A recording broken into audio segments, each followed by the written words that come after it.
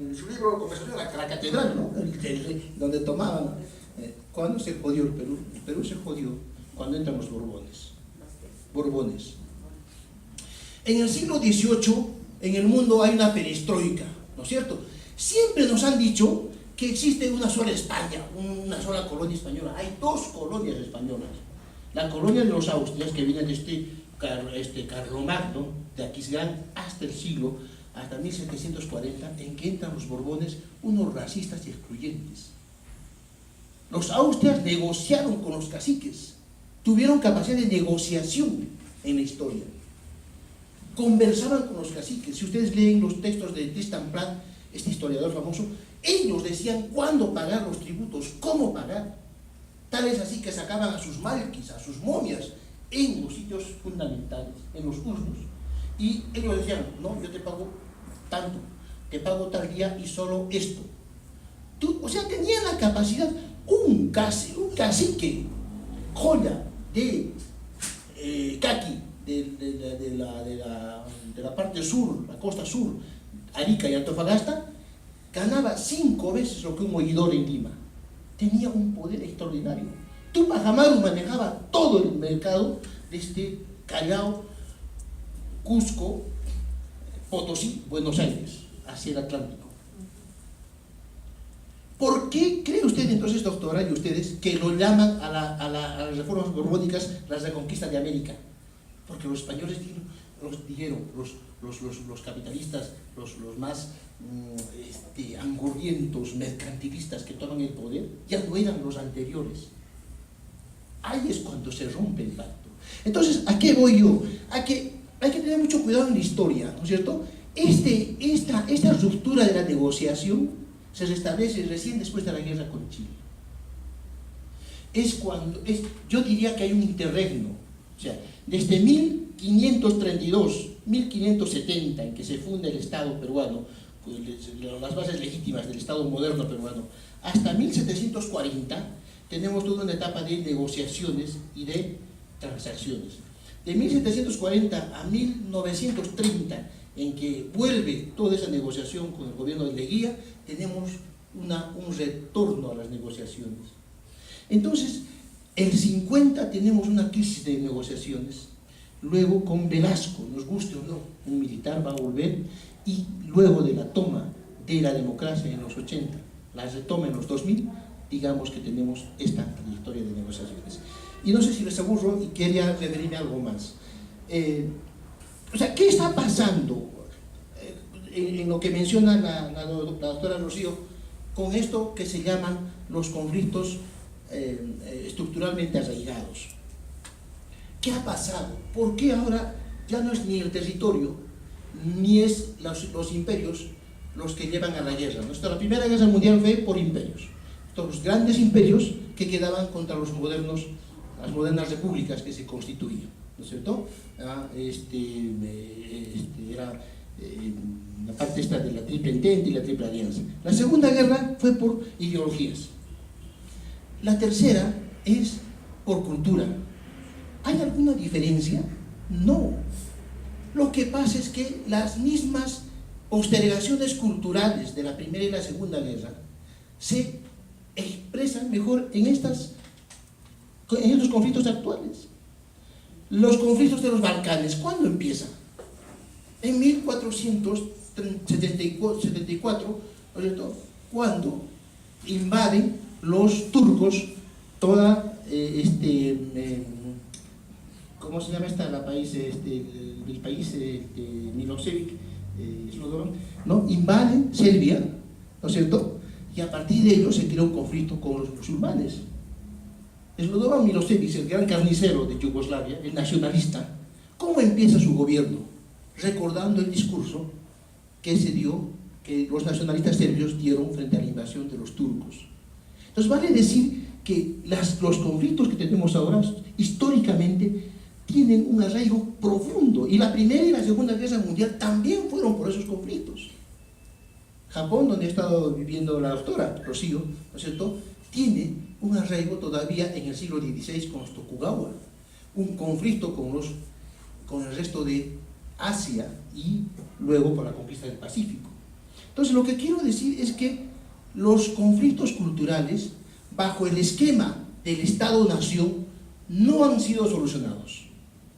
O sea, que la crisis fundamental, como lo demuestra en su libro, no es que exista conflicto en sí, porque el conflicto es un reto, como lo dice, sino que el Estado-Nación que se ha creado desde el siglo XVI hasta hoy no es un buen instrumento para solucionar conflictos. Porque sigue siendo el modelo prusiano, el modelo kantiano, que nos sigue imponiendo la teoría, la abstracción de un Estado sobre una realidad. A eso iba. A eso iba. O sea, el problema es epistemológico. Entre Hitler y Abimael Guzmán no hay ninguna diferencia, y menos entre Fujimori y él. ¿No es cierto? Porque son lo mismo, son estructuras kantianas de un Estado por un Estado abstracto en sí contra un hombre real y concreto, lo que Habermas decía, el mundo de la vida, el modelo de un hombre que no tenga religión, doctrina, confesión. Todavía las ideologías y las confesiones siguen vivas. A eso quería ir. O sea, ¿qué ocurre con el fundamentalismo actual? Y hay que tener mucho cuidado, no estamos lejos. Ocurre de que hemos cambiado el mundo kantiano de las doctrinas e ideologías sociales, de lo que se llama los metadiscursos, por una homogenización instrumental. Por lo menos en las ideologías nos veíamos de alguna manera, comunista, ateísta, socialdemócrata, liberal, algo de humano habría. Ahora no hay eso. Ahora hay imperios de tecnología, cosas frías, dinero, ¿no es cierto?, otros tipos de valores y dioses. Entonces es frente a eso que surgen y resurgen. No es que surgen, sino resurgen. Se resemantizan los conflictos de identidad. No es que recién aparezcan, sino que son elementos larvados que ante toda esta instrumentalización han ido surgiendo. Y cuidado que con lo andino también está pasando algo parecido. Hay tentaciones de fundamentalismo. Y finalmente, para no cansarlos más, quería hablar de eso, ¿no es cierto? Nosotros tenemos una ventaja importante. Más tarde podemos seguir conversando, pero ya he hablado mucho. Esto que se llama el desborde popular. Hemos sacado a Fujimori sin costos de sangre. Lo hemos sacado en rebeliones sucesivas. Yo he nacido en los años 70 con trapo y agua de vinagre, porque las bombas llovían frente a mi casa, donde chocaban los manifestantes con el estado de los militares. ¿Qué ha pasado? ¿Por qué Sendero no floreció en el campo? ¿Por qué no floreció la llamada guerra de guerrillas de Che Guevara en la higuera en Bolivia? ¿Qué ocurrió con estos movimientos? ¿Qué pasó con muchos de los que quisieron derrumbar las estructuras democráticas del pueblo peruano y no lo lograron? ¿Qué ocurre? ¿Qué fuerza interna hay que ha mantenido la institucionalidad hasta ahora como está? ¿Qué ha pasado? ¿Por qué los partidos han entrado en decadencia y el Perú no ha entrado en una crisis de institucionalidad? ¿Por qué no tenemos partidos fuertes y tenemos partidos corruptos como los que estamos viendo y seguimos teniendo institucionalidad? Y concluyo con esto. Es porque en el fondo hay otra historia que no hemos visto. Una historia de lo que se llama del desborde popular, que el gran Matos Mar lo describió en su libro maravilloso, Desborde Popular, una nueva revolución. Sin ese libro no se puede entender esa otra democracia, esa otra institucionalidad, esa otra estructura jurídica de per se que existe como jus naturalis. Entonces, el libro de la doctora Rocío, ¿no? Cano Gerinoni, es el que nos refleja esa impronta que debemos ver en las negociaciones. Ese no ver, esos ojos mentales que no tenemos para ver esa otra parte de lo que usted decía, doctora, conciliadora, los conflictos, ese detrás, esa cosa que no se va a hablar, que no lo va a decir, pero que nosotros como negociadores sí tenemos que percibir, conocer historia, conocer fundamentos más allá de la palabra, psicoanálisis. La psicología y la sociología son los que más alto que el derecho han dado en negociación de conflictos. Y estoy hablando a partir de mi experiencia de conflictos. Yo vivo permanentemente conflictuado y haciendo conflictos.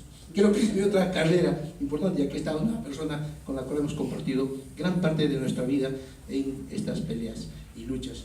El conflicto es importante, pero hay que tener ojos para ver el conflicto más profundo. Y quizás más tarde, si me da tiempo, hablar de algunos otros casos. Entonces concluyo, el conflicto es importante, el conflicto está, el conflicto lo vemos cada día, pero no lo vemos del todo.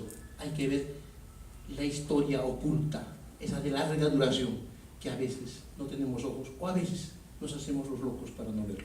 Gracias. Elocuentes palabras del historiador Martín Hernando Romero Pacheco. Nos quedamos con algunos términos que se han abordado: el conflicto como una oportunidad, las líneas de tiempo, el ayer, el hoy y el mañana, que son imprescindibles para entender los procesos sociales, y finalmente, que aunque no lo sabíamos hasta hace unos minutos, somos un país, una sociedad de negociadores. Llegamos al momento central, que es la presentación del libro Democracia y Conflictos Sociales, de la doctora María